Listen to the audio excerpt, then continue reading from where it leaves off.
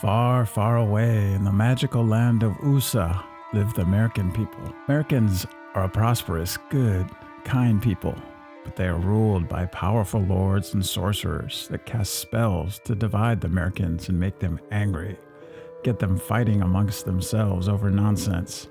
As long as they are squabbling and blaming each other, they are powerless. If they break the spells and unite, the Americans would be very powerful and would easily rise up and throw out the rulers. In an earlier time, the powerful Lord Fellowrock commissioned his sorcerers to look for the mythical Lyrus, rumored to come out of nowhere and eat the Americans from the inside out, and fly from American to American, destroying entire civilizations. Only problem was no one had ever seen a Lyrus. Fellowrock's sorcerers said the Lyrus was so small that they were invisible to the naked eye.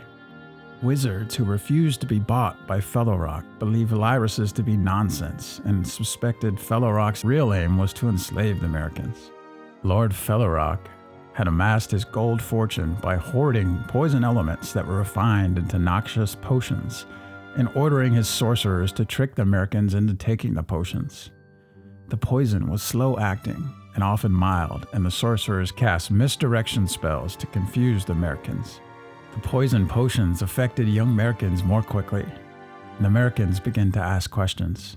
The sorcerers became desperate to appease Lord Fellowrock, so the sorcerers hatched a plan.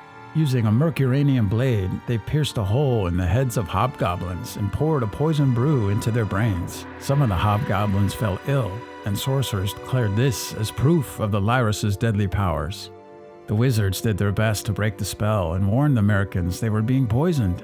Fearful that the Americans might wake up, the sorcerers created an Enigma machine, a machine that can see teeny tiny small things. With the Enigma machine, they captured images of scary-looking creatures and claimed they could now see the deadly Lyruses, and scared the Americans into taking even more of Fellowrock's potions.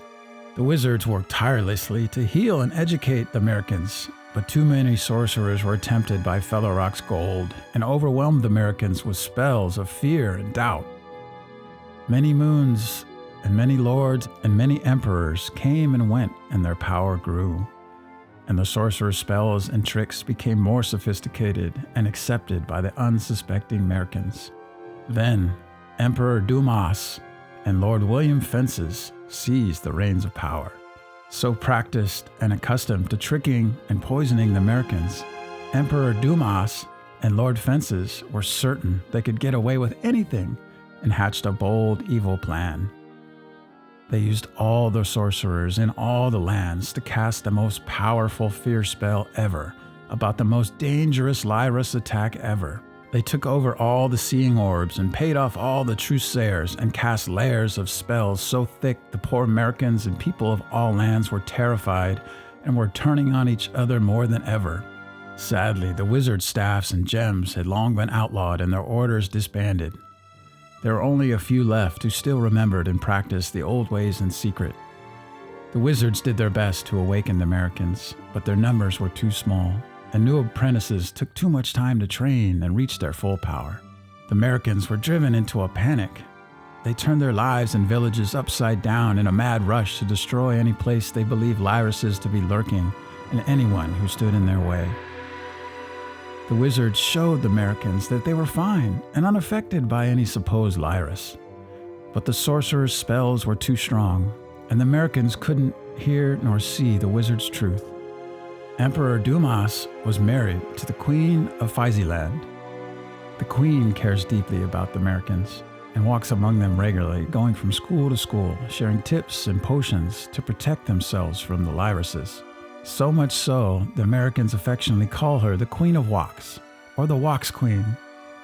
Clayisland put all their resources into supporting and promoting the Walks Queen in an effort to eradicate the mythical Lyrus.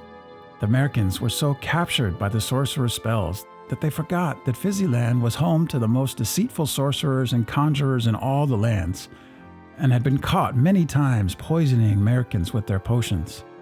Concerned the Americans might remember their history, Clayisland rushed the Walks Queen from land to land with their new potion. The Americans were so desperately scared of the Lyrus, they gave all their gold to Clayisland for the Walks Queen potion. Some Americans were unaffected by the fear spells and could only watch in disbelief as their fellow Americans blindly followed Emperor Dumas and Lord Fences. Fortunately, the fear spells can only be focused on one object for so many moons before they fade. So pleased with the success of their evil plan, Emperor Dumas recast the fear spell from lioresses to the great bears of the north. Americans were told tales of bloodthirsty savage beasts that attack for no reason and are a threat to all. It is prophesied that the sorcerer's spells will get weaker and fade completely. And so the rulers are unleashing new CDBC machines to hide the truth from the Americans and keep them enslaved. A lesser-known prophecy is that a great awakening is coming, and the rulers are powerless to stop it. That soon all the people of all the lands will remember that we are all one, and everyone will come together to love, support, and take care of each other.